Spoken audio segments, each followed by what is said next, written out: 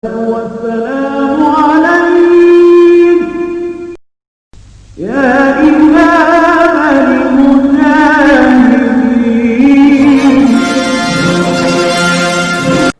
Assalamualaikum warahmatullahi wabarakatuh. Alhamdulillahilladzi amarona biada'il amanah. Wassalatu wassalamu ala rasulillah Sayyidina Muhammad ibn Abdillah wa ala alihi wa ashabihi wa mawalah. Wala hawla wala quwata illa billah, amma ba'du. Para abdi negara di seluruh Nusantara, pertama-tama marilah kita panjatkan puji syukur kehadirat Allah, Tuhan Yang Maha Esa.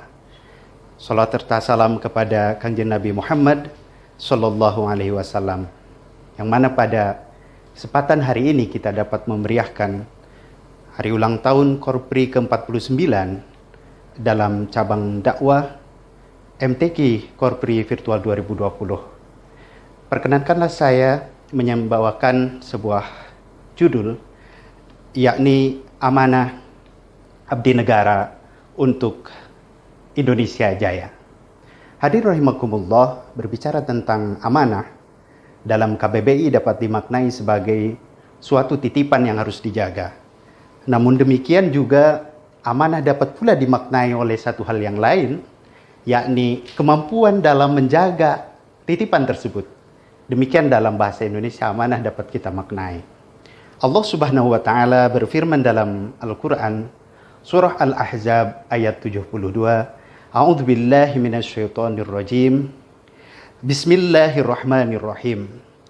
Inna aradnal amanata 'alas samawati wal ardi wal jibal فَأَبَيْنَ أَنْ يَحْمِلْنَهَا وَأَشْفَقْنَ مِنْهَا وَحَمَلَهَا الْإِنْسَانُ إِنَّهُ كَانَ ظَلُومًا جَهُولًا.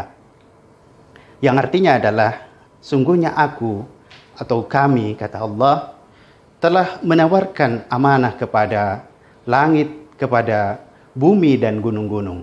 Namun kesemuanya menolak karena takut tidak dapat melaksanakan amanah tersebut, dan kemudian manusialah yang menerima amanah tersebut.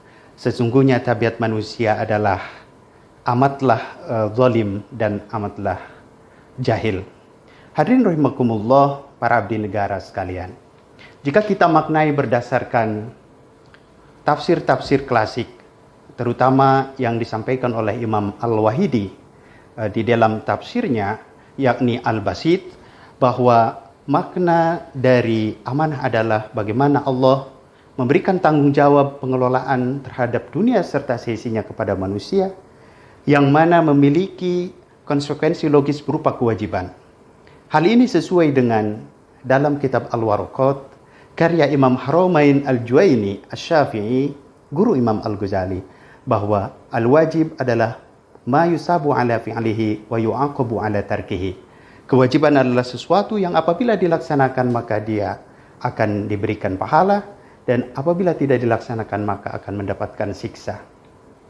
Lebih jauh kemudian ketika langit menolak, bumi menolak, dan sampailah kepada manusia yang menerima amanah tersebut, sebagian mufassir mengatakan bahwa zaluman jahula, yakni amatlah zalim dan jahil tersebut adalah karena manusia menerima amanah tersebut tanpa mengetahui konsekuensinya nanti. Namun mufassir yang lain, terutama Tahir Ibnu Asyur, seorang pakar dari Afrika Utara, mengatakan dalam tafsirnya At-Tahrir wa Tanwir bahwa zaluman jahula adalah ketika manusia tidak mendapatkan hidayah dan taufik dari Allah Subhanahu wa taala.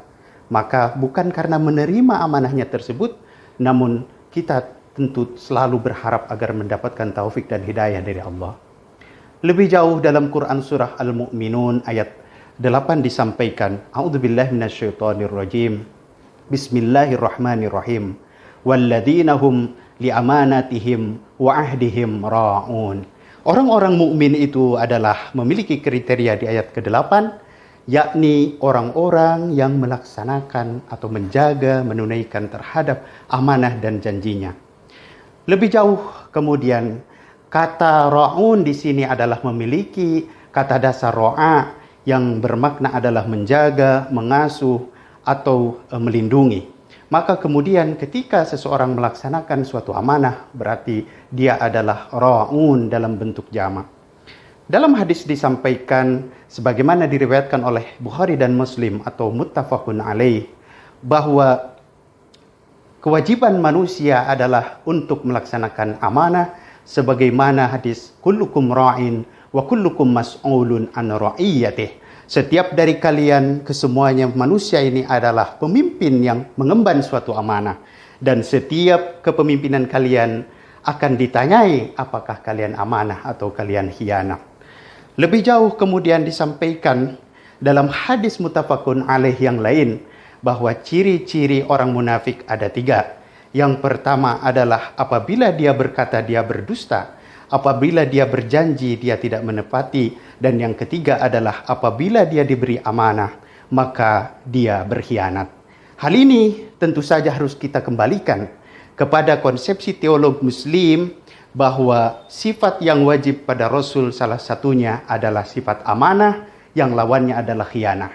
Apabila seseorang tidak melaksanakan amanat, maka dia adalah berkhianat. Hadirin para abdi negara di seluruh Nusantara, lalu bagaimana aplikasi kita dalam mengejawantahkan makna-makna amanah sebagaimana disampaikan oleh Allah Subhanahu wa taala dan dikuatkan atau lebih dijelaskan dalam hadis Rasulullah sallallahu alaihi wasallam? Maka yang paling utama bagi kita adalah kita kembali kepada konsepsi dasar sebagaimana yang kita nyanyikan dalam lagu atau Mars Korpri kita, membangun negara yang jaya, membina bangsa besar sejahtera, gunakan akal dan daya, dan di bagian akhirnya adalah membimbing, membangun, dan mengemban. Itulah mengapa pada kesempatan kali ini saya menggunakan suatu judul, yakni Untuk Indonesia yang Jaya. Itu di lirik yang pertama, kemudian pada baris atau lirik yang keempat dikatakan ada terakhir membimbing, membangun, dan mengemban. Mengemban menurut KBBI secara bahasa adalah dapat dimaknai sebagai mengais atau mengasuh dan menggendong.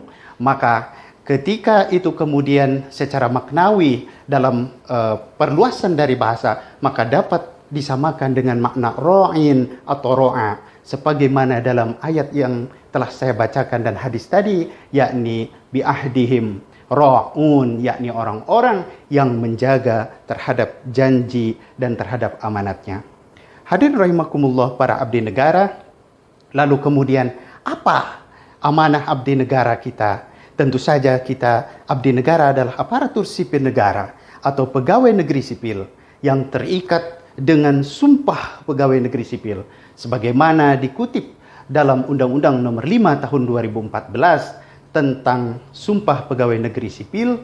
Maka di situ terdapat sejumlah hal yang diantaranya adalah kita wajib untuk setia terhadap Pancasila dan Undang-Undang Dasar 1945, kemudian setia terhadap perundang-undangan, terhadap pemerintahan, dan juga melaksanakan tugas dengan baik, yang mana juga kita harus mampu menjaga rahasia negara yang ada dalam diri kita.